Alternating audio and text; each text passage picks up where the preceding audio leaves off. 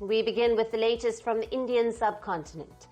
A fortnight after the Pakistan-backed terror attack in Pahalgam claimed 26 lives in cold blood, India hit back with a powerful military operation at 1:05 a.m. local time on the 7th of May. In just 25 minutes, Indian ground, air and naval forces struck 9 locations in Pakistan and Pakistan-occupied Kashmir. The mission, called Operation Sindoor, named after the vermilion worn by married Hindu women, targeted Pakistan-based perpetrators, backers and planners of the Pahalgam attack. The anti-terror operation targeted terror hubs in Pakistan-occupied Jammu and Kashmir and Pakistan as well. At a press briefing in New Delhi, Indian Foreign Secretary said that the strikes were, quote, measured, proportionate and non-escalatory, unquote. Now, India also referred to a UN Security Council statement on the Pahalgam attack, which called for holding the perpetrators and sponsors accountable.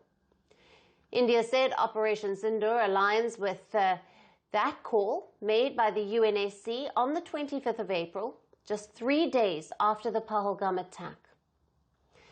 New Delhi said the strikes were both a response and a deterrent to future attacks launched from across the border. Our intelligence monitoring of Pakistan-based terrorist modules indicated that further attacks against India were impending. There was thus a compulsion both to deter and to preempt. Earlier this morning, as you would be aware, India exercised its right to respond and preempt as well as deter more such cross-border attacks. The Indian Embassy in the US, while explaining the scale of the Indian retaliation, again spelt out Pakistan-backed nature of Pahalgam terror attack. Indian Embassy said New Delhi has, quote, credible leads, technical inputs, testimony of the survivors, and other evidence pointing toward the clear involvement of Pakistan-based terrorists in the Pahalgam attack, unquote. Just like the 2016 surgical strikes and the 2019 Balakot airstrikes, India once again delivered a strong blow to Pakistan's terror infrastructure. Demonstrating a clear resolve against cross-border terrorism, America's increasingly reliable partner in the Indo-Pacific has delivered a clear warning through these overnight strikes.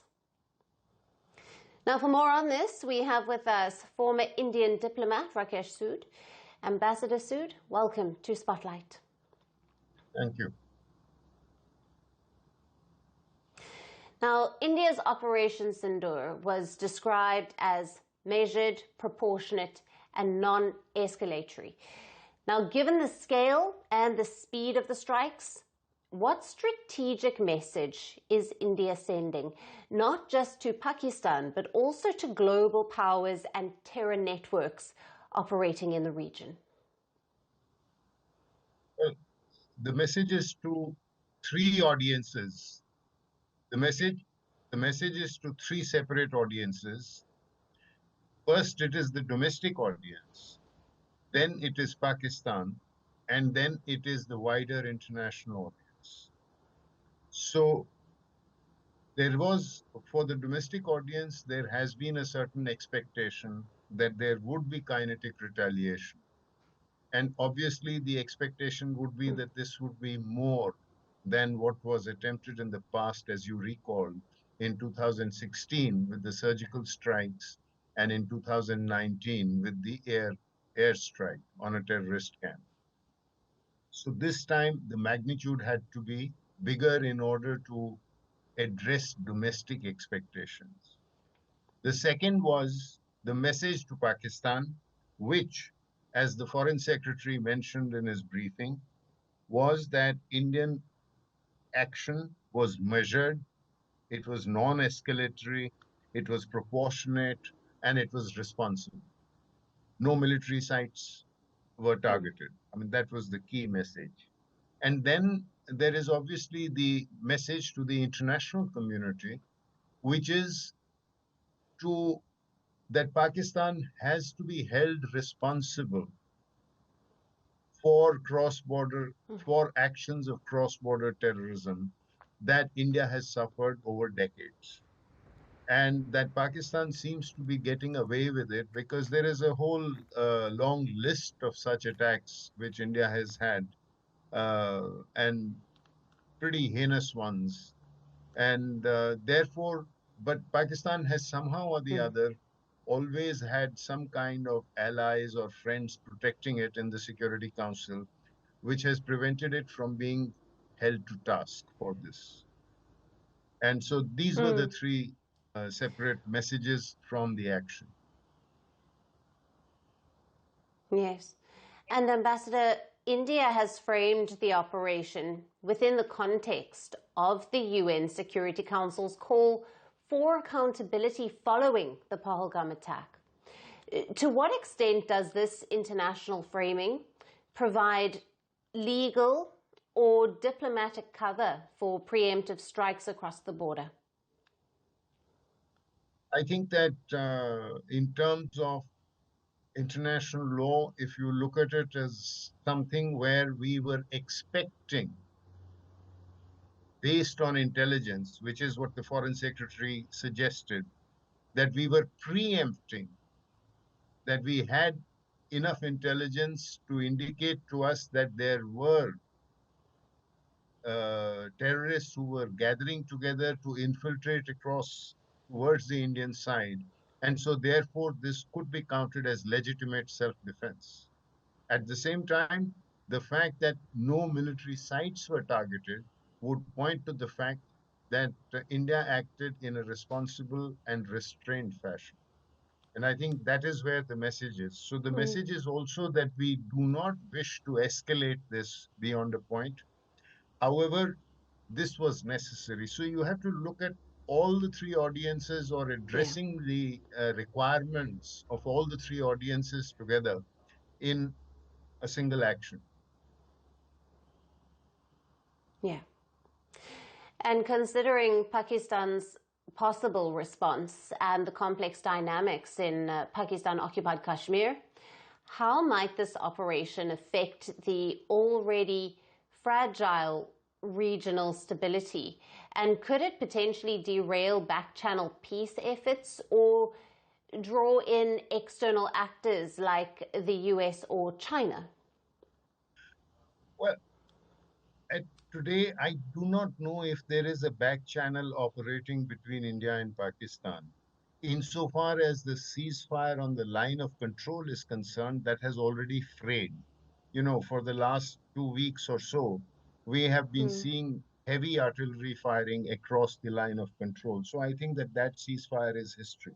Yes. Now it comes to the fact, will Pakistan retaliate? Now, the fact is that in 2019, Pakistan did retaliate the following morning. They mounted an airstrike on India. However, they also put out a statement saying that they had exercised their right because their sovereignty had been violated. They had exercised their right to retaliation. They had also demonstrated their capability, but as a mark of their responsibility and not to escalate further, they had dropped their munitions not on military targets, but in fields on the Indian side.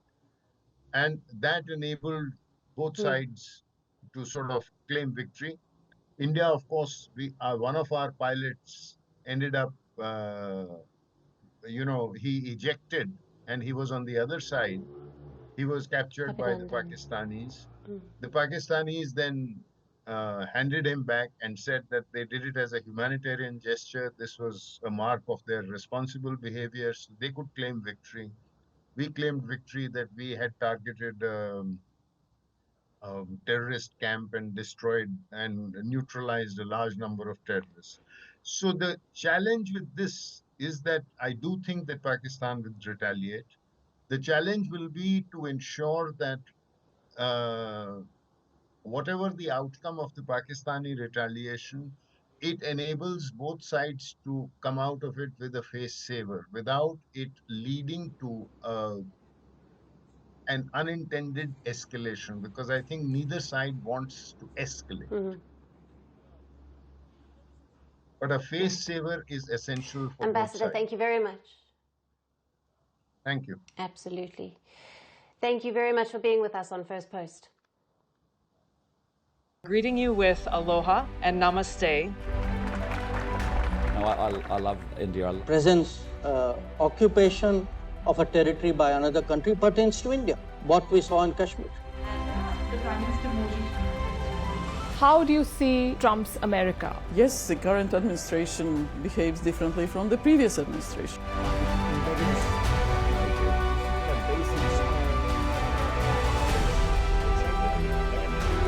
Are you saying that there are foreign powers who are trying to bring down the current government in Syria? Exactly. Bluntly, Iran, maybe Russia too. Prime Minister Modi committed to South-South, cooperation. Not over 50%. Is Ukraine prepared to pay the price for that peace? No compromises at the cost of territorial integrity and sovereignty.